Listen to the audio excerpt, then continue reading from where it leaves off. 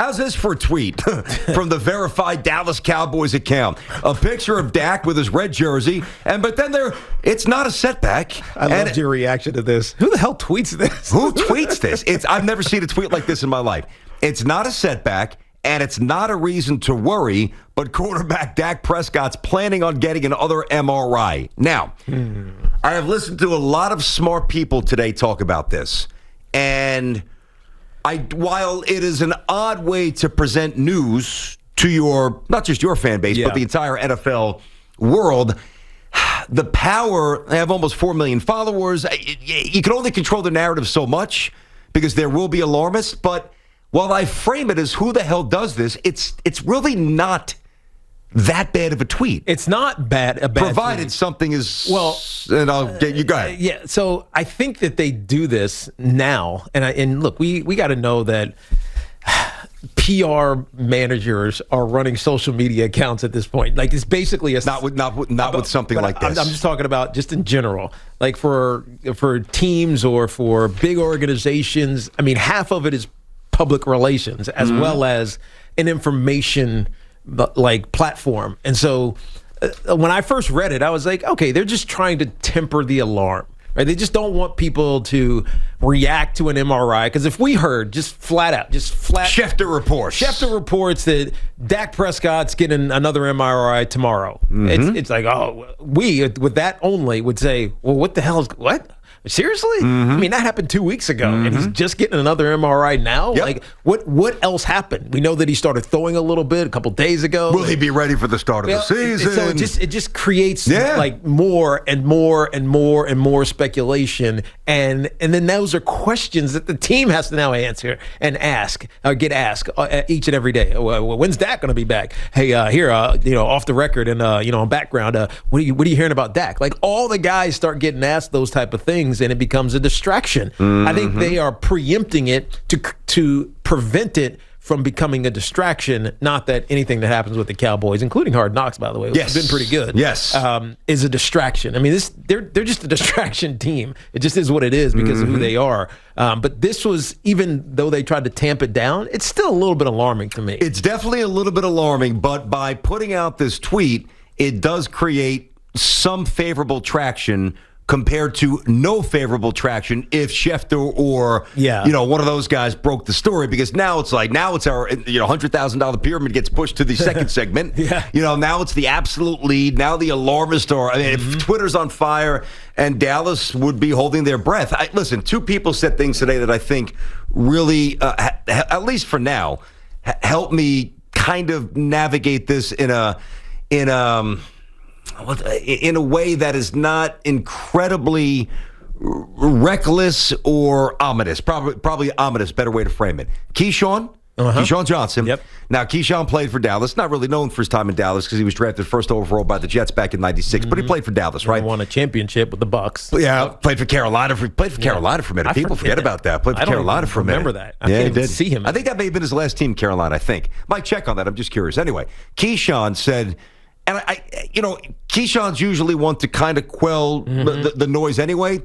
He's like, listen, I know everybody on that medical team. There's nothing to worry about. So when a guy who, it would be like you, get on the air and say, Daniel Jones is fine. I played for the Giants for, how many years you play? 11, 12, 10 years. I played for the Giants. I'm in the Ring of Honor. Yeah.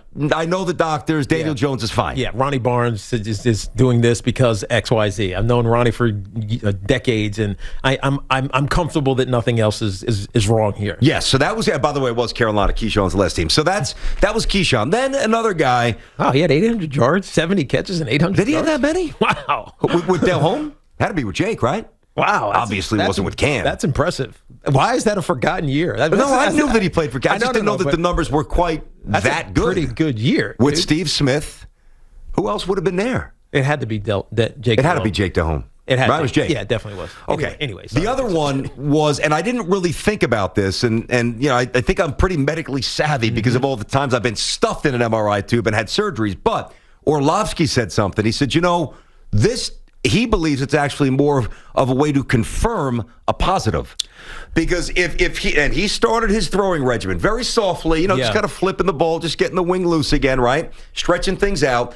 And now off of that, if Dak says, guys, I'm good to go, as a precautionary measure, they might want the imagery that's going to spit back tomorrow once he takes the MRI to match what Dak is telling them, because we all know Dak is going to go out there no matter what. Yeah. Dak wants to play. Well, honestly, BT, it's probably what led to this, because if you're watching Hard Knocks, one of the, I think, important interactions between Dak and Mike McCarthy was, McCarthy basically says, he got too much work, meaning Dak Prescott got too much work. Dak Prescott responds like saying, dude, I've been sitting out for a year. I want every single rep. Like he's getting upset. He's cut. I mean, he's dropped a little curse in there, too. I love that. A lot, right? Yeah, I love that. Right? Competitive. And so he really wanted to be out there, and he wanted to take every throw, and so maybe he overdid it. The thing that confirmed for me also that kind of puts more worry in my head than maybe some people are saying, the injury itself. Like, we heard shoulder, right? When you think shoulder, you're thinking maybe it's a deltoid. That's kind of what I'm thinking, the upper capsule. That's exactly what I'm thinking. It's actually a scapular strain. Now, your scapula is way back here. I only know this because I broke my scapula when I was in. Yeah, it's vertebrae. When I was college. Exactly. Yep. So it's a scapular But an MRI would not determine. It can't be that. MRI soft tissue. Yes. He's got to go for an X-ray for that. I agree, but there's muscular tendinal joints connections. Okay. Right. That's so true. The fact that it's back here and not like the soft tissue, that it made me perk up a little bit. Meaning more dangerous than not. More uncommon. Yeah, that is a pretty uncommon injury for a quarterback. Like, I broke my scapula because Charles Way. Remember Charles Way? Yeah, yes, I do. He was my fullback. I do. And at UVA as well as with the Giants. So at UVA, he fell on me. So I got sandwiched in the sideline. I'm trying to scoot down. We both get knocked over. I fall on my side, like directly on my side. He falls on top of me. Oh, so his weight's coming down on both your shoulders. On both my shoulders, and I crack my scapula. And it sucked because you can't do anything about it. How long were you out? I don't know, a month, 2 months. Did you know? But you knew right away. Right away. That's why it can't be Dak. Because although he did run off the field, it was a fracture. Mine was a fracture of my scapular bone. Got it. He's got a muscular or tendons issue in his scapula, which something stretched out a little bit too much, maybe. It's just random. So you're a little more worried than me at this point. Sounds. My point is, BT, I've never heard of a scapular. But they didn't say scapula. You're saying that. I heard it. Who'd you hear it from? I didn't hear that today. I read it when I was trying to find out all the details on Dak Prescott. That's interesting. I didn't hear that from anybody today. Strain. I didn't read that. What does that even mean? Okay. So, all right. I mean, we'll see. The MRI will tell us something. Yeah. And I hope it is positive news because we all want to see Dak out there. We talked about having him on, and he's just so easy to root for. I'm a huge fan. We're glad he got broke off. Glad the Cowboys did him wrong so they could do him right. We want to see him play. Even though I don't like the Cowboys, I do like Dak Prescott, as we said before. And because he's a genuine good dude, you can tell. And he's a great leader. Right, you want to see great leaders succeed. No doubt. I just hope that this injury doesn't set him back more than it has to. He might be my favorite. And granted, it's a short list to choose from the last couple of years. But you know me, I've got my teams even at this age. You know who I root for, right? But he might be my. A matter of fact, I don't even know if it's a might. He's my favorite non-Jets player. Is that right? Yeah, I love Dak Prescott. Love what he represents. Who would be love everything about the guy. My favorite. C-Mac? You going Christian with a little white light in there? Probably C-Mac. Only because there is a secondary Giants tie with his dad. That's true. Easy Ed. You can justify it. Yeah, I can justify it. And Also he's a running Bronco, back though, too. Yeah. His better days were with the Broncos for sure. Yeah, really? Oh yeah, McCaffrey. No doubt. I mean, if you, Mike, do you're probably not even close. I don't think McCaffrey's numbers with Denver compared to McCaffrey's numbers with the Giants. Well, he won a championship. I'm talking about his individual. But he also won. He also won a championship with Denver, right? Yeah, didn't he? Yeah, yeah. Definitely with Denver. Probably. Oh, no question. It's not even close. Like, he was basically all pro with the Denver. Giants can still claim Easy Ed. It's not close. 462 catches for 6,200 yards with Denver, and 92 catches for 1,100 yards with the Giants. How many years was he with the Giants? Less than 25%. 3. Oh, so he basically. But it was the first 3 years of his career. So he got to start with the Giants. Yeah. No, we get it. And that was found his own. That was Reeves. Who was the head coach? Dan Reeves.